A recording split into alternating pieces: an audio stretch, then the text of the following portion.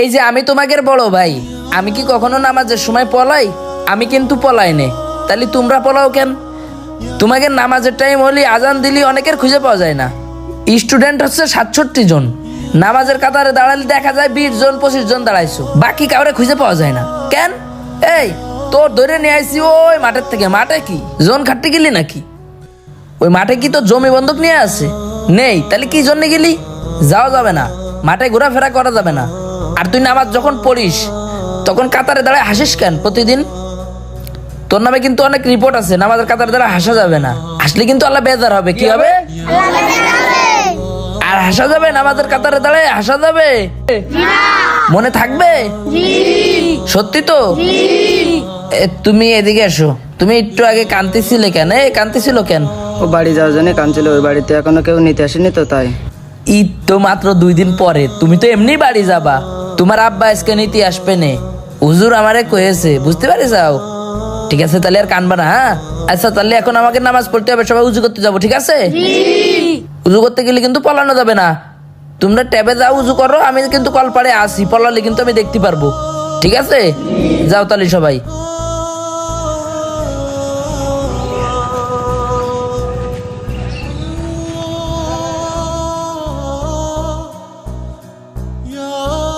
লিটন দাঁড়া দাঁড়া, আমার একটু আগে দে। নামাজ পড়ে আমার কাপড় চোপড় সব গোছানো লাগবে, বাড়ি যাব। হুজুর আমার ঈদের ছুটি দেছে, একটু তাড়াতাড়ি চাপ। হুজুর ছুটি দেছে? হ। এখন তাহলে কনে যাবি? বাড়ি? হ্যাঁ বাড়ি যাব। তোর বাড়িটা যেন কনে পড়েছে?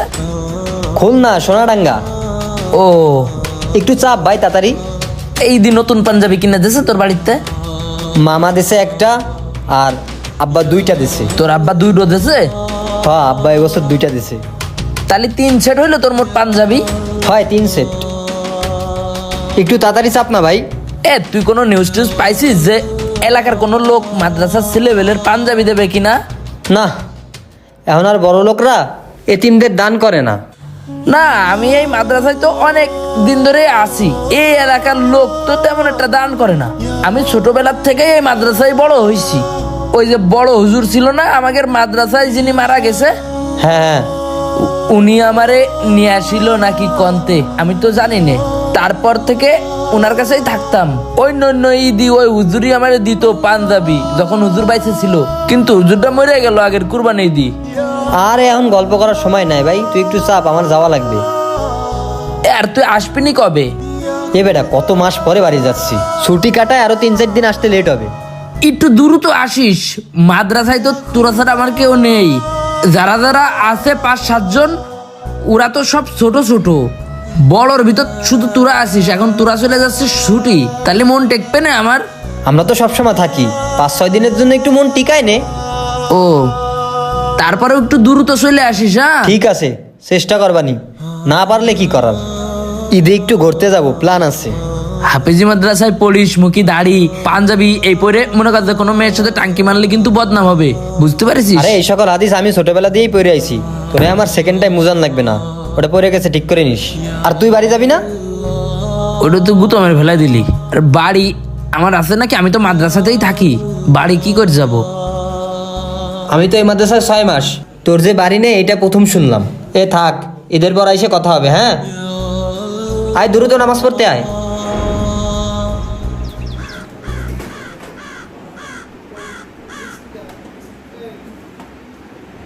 বাড়িতে গেলে তোর তো আবার শয়তানে বেশি ধরে, ছুটি পাইলেই আসতে মন চায় না। এভাবে চলতে থাকলে আলেম হবি কিভাবে? বড় আলেম হওয়ার জন্য কষ্ট তো করতে হবে, ঠিক আছে? ভালোভাবে পড়াশোনা না করলে কি ইফতা পড়তে পারতাম? তাই বলি, বড় আলেম হতে হলে অবশ্যই মেহনত করতে হবে। আর সবাই ছুটিতে গেলে ছুটি শেষ হওয়ার সাথে সাথেই চলে আসবা। হুজুর, তাহলে আমার ছেলেটা নিয়ে যাচ্ছি।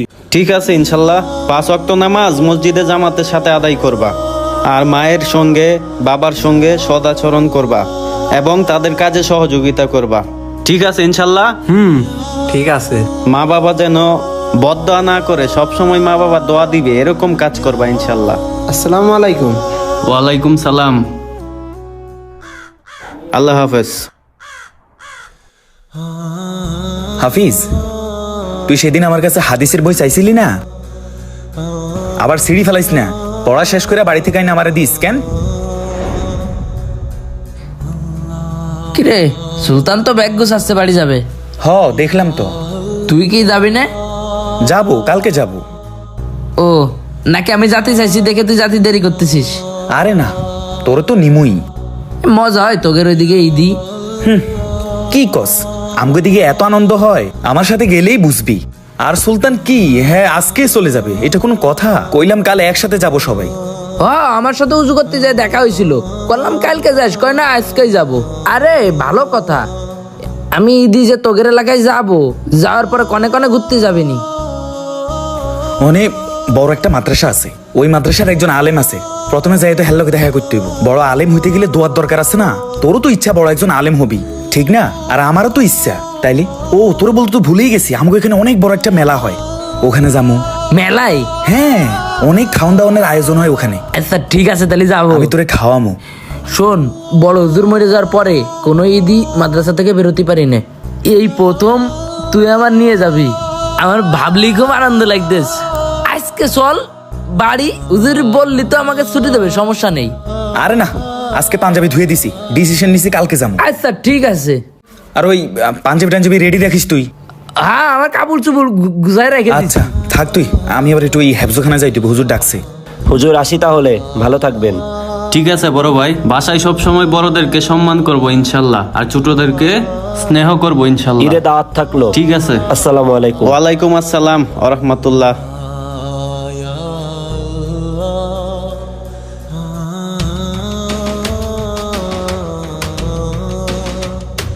একে একে ঈদের ছুটিতে সবাই মাদ্রাসা থেকে চলে যাচ্ছে বাড়িতে, শুধুমাত্র কয়েকজন ছাড়া।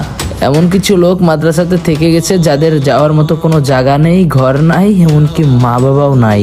এরা এতিম, এদের চাহিদা পূরণ করার মতো কেউ নাই, এদের ঈদে নতুন পাঞ্জাবি কিনতে বায়না করার মতো কেউ নাই।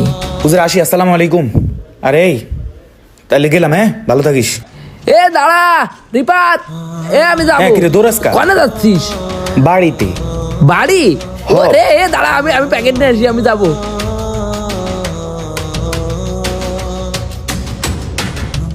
হঠাৎ করে ব্যাগ নিয়ে বেরোয় চলে আসলে, আমার কবি না তুই?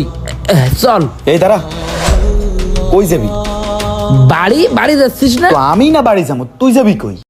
তোর বাড়ি, তোর সাথে যাওয়ার কথা ছিল না? ওরে কথা ছিল, এখন যাওয়া যাবে না, তুই মাদ্রাসাতেই থাক, ঈদের দিন যাইস প্রয়োজনে। তুই তো প্রথম রমজান থেকেই আমারে বলতেছিলি তোর বাড়ি নিয়ে যাবি, আমিও তো আশায় রয়েছি তোর বাড়ি যাবো ঈদ করতে। এবার তোরা আশা দিছি ঠিক আছে, কিন্তু যাওয়া যাবে না, তুই মাদ্রাসাতেই থাক। মাদ্রাসায় তোরা কেউ নেই, আমার মন টেকবে না, আমার একটু নিয়ে চল, আমি ঈদের দিনই চলে আসবানে লাগে। আরে ভাই, ঈদের দিন কেন? তুই গেলে তো 3-4 দিন থাকবি, সমস্যা নাই। হঠাৎ করে আব্বা ফোন দিছিল, আব্বারে কইলাম আমার সাথে আমার একটা বন্ধু আমাদের বাড়িতে যাবে, কিন্তু আব্বা কইছিল বাড়িতে নাকি অনেক আত্মীয় স্বজন আসবে, তোর বন্ধুরে বলিস ঈদের দিন গিয়ে বেড়াই আসতে। তাহলে শুন, তুই ঈদের দিন যাইস। হ্যাঁ বন্ধু, হ্যাঁ বল। বলতেছি তুই ওই যে 1 মাস আগে একটা খয়েরি পাঞ্জাবি বানাইলি, পাঞ্জাবিটা আমার একটু দিয়ে যাবি, আমি পর বানাই দিতি। আমার তো এই দিতি এই একটা পাঞ্জাবি ছাড়া আর নেই। না না, ওটা দেওয়া যাবে না, ওটা আমি ঈদের 3য় দিন পরমু। তোর তো বাড়িতে নতুন পাঞ্জাবি দিচ্ছে। ওটা তো বাড়িতে দিছে, কিন্তু আমার নিজের একটা চয়েস আছে না, ওটা আমার খুব পছন্দের পাঞ্জাবি, ওটা দেওয়া যাবে না তোরে। বড় হুজুর মারা গেছে দেখে, নাহলে বড় হুজুর প্রতিবার আমার পাঞ্জাবি দিত। হুজুর কুরবানিতে মারা গেছে, তারপর থেকে আর কেউ নতুন পাঞ্জাবি দিইনি। ঠিক আছে তাহলে যা। আচ্ছা, তুই ঈদের দিন যাইস।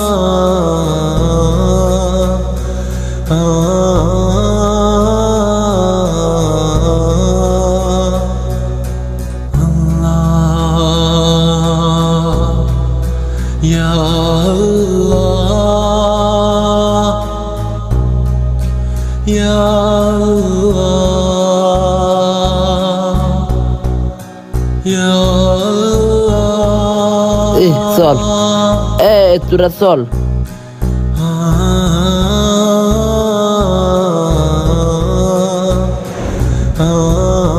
ভালো হয়েছে আমার বন্ধু নিয়ে আমারে, আমি চলে গেলি তো আবার তোরাই একা থাকতিস। আল্লাহ যা করে ভালোর জন্য করে, আমার পরে খেয়াল হয়েছে আজকে ঈদের দিন ক তাই না? ঈদ তুই যদি মনে কর বাড়ি থাকতিস কি করতিস? জানি ভাই, আমি তো বাড়ি যাইনি কোনোদিন, আমার তো বাড়ি নেই। ও তুই কি করতিস বাড়ি থাকলি এই ঈদের দিন? আমি তো জানি না, আমারও তো বাড়ি নেই। ও তোর তো বাড়ি নেই, কি কব। শোন, আমাদের এটাই বাড়ি। হ্যাঁ, এনে আমরা নামাজ পড়েছি, এই যে এখন ঈদ পালন করতেছি, আমি ঈদ পালন করবো। হ্যাঁ, আর একটু পরে ভাত খাতে যাব। উজুরি তো পোল্ট্রির গোছ আমাদের জন্য কিনেছেই, বললো না একটু আগে যে পোল্ট্রির গোছ তো আছে তোদের জন্য, তোরা খাবি। আমরা মজা করে খাবো, নামাজ পড়বো, তারপর একটু ঘুরতে বেরোবো, ঠিক আছে? আমি যদি বড় এখান থেকে হাফেজ হয়ে বেরোতে পারি, আলেম হয়ে বেরোতে পারি, অনেক বড় বক্তা হবো, ওয়াজ মাহফিল করবো, হাজার হাজার লাখ লাখ মানুষ আমার কথা শুনবে, তখন তো তোরাও বড় বড় হয়ে যাবি। তোদের আমি বলবো না, তোদের সবার আমি আমার পাশে রাখবো, ঠিক আছে? চল উজু করে আসি।